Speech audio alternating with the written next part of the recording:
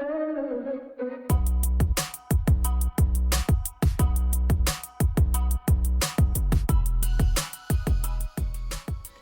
friends, welcome back to my channel. Today I thought I'd do something a little different for the new year and talk about what my goals are going to be for 2021. And to do that, I revisited my 2020 goals and kind of looked at what I learned, so I thought I'd share that with you. Obviously, 2020 did not go like we thought it would, and you can see that some of my goals have been checked off, others have not been. So Take 2 vacations, for example, was something I had. I did check it off because I took some camping trips, but I was actually going to go to Greece.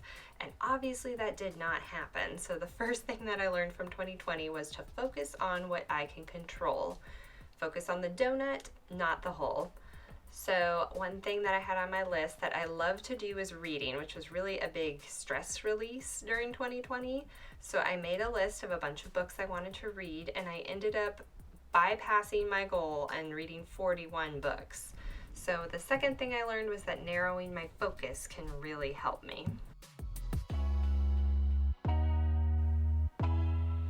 Some of my other goals I had to be a little creative to meet, like have a girls' night with my mom and my mother-in-law.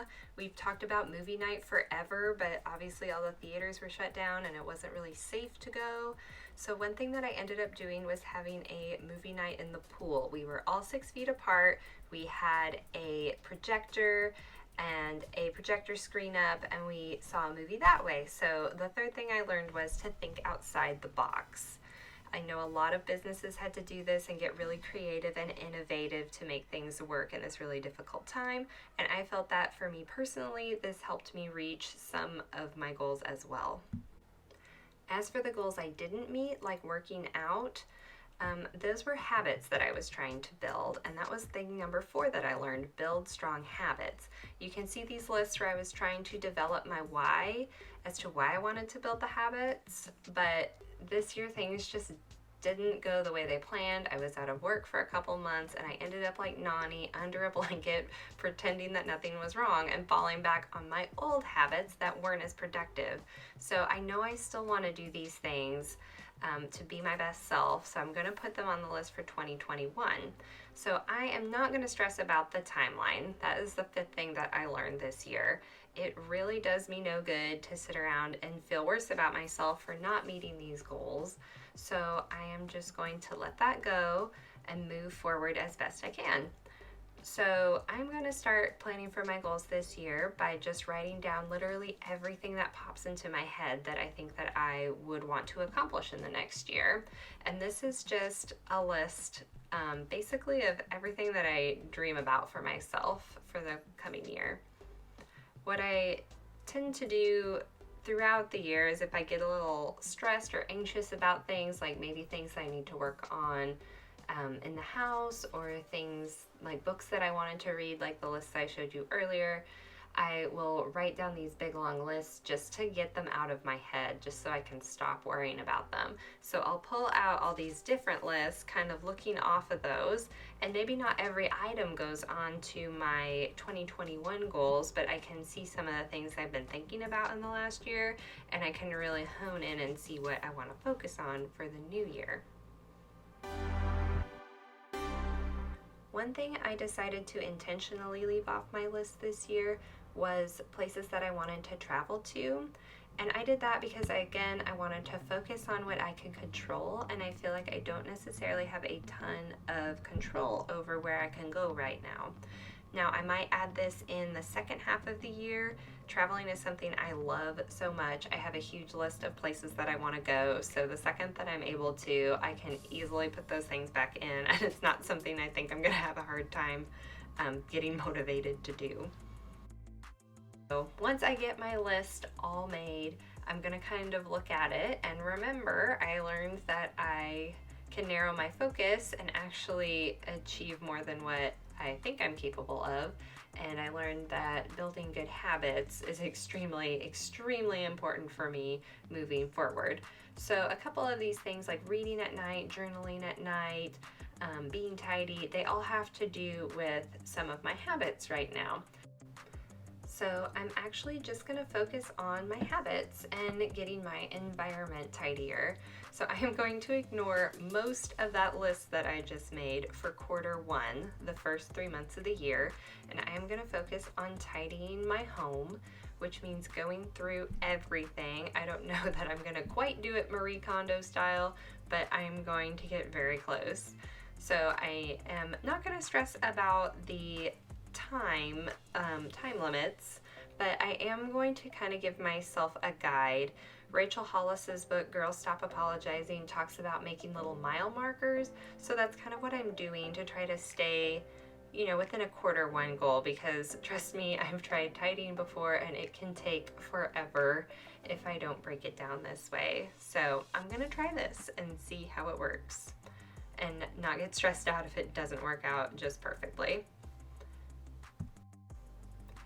After I get everything down for my tidying goal, my other main goal is actually to go to bed earlier, which sounds really strange because while this was an item on my list, it doesn't seem like it's a very important one. But I have quite a few items that have to do with what I want to do at night, like journaling and reading, and just things, going back to 2020, my goal to develop a different night routine.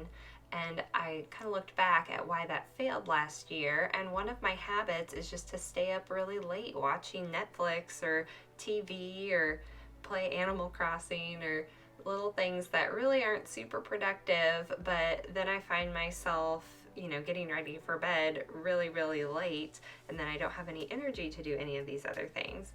So I am prioritizing just going to bed earlier and making a better night routine. And aside from those two things, I'm not going to put anything else on my quarter one goals list. I am obviously going to look back on my big goals for 2021 list later on in the year, but I really, really want to focus on some things that I feel like will give me a really good foundation for the rest of the year.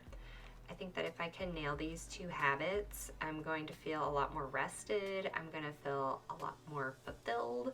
I'm going to feel like I'm not always having to clean the house if it is tidy and if I can keep things tidy. And of course, we're going to see how this goes, and I'll revisit this later, but I am anticipating that if I can get these two things down, that quarter two I'll be able to set some more goals for myself, more than just two, and really start chipping away at some of these things on my list.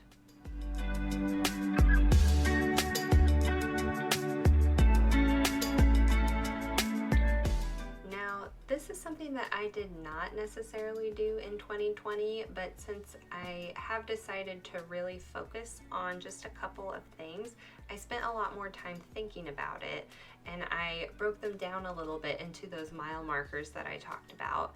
And then I went to my planner for the month of January in my Happy Planner, and I wrote down what my goals are, top priorities. I broke them down a little bit more. For tidying, I broke down the rooms for January that I wanted to get, just so that I can have that satisfying little check once I finished a room. And I've also thought a little bit about what my hurdles would be in achieving those goals and where I have stumbled in the past working on some of these things. For example, when I want to tidy something, I usually end up with a donation box that sits in my house, and it really just doesn't alleviate any clutter because there's a box full of stuff sitting there. So one of the things that I wanted to write down is to set days where I am going to take boxes into the donation center.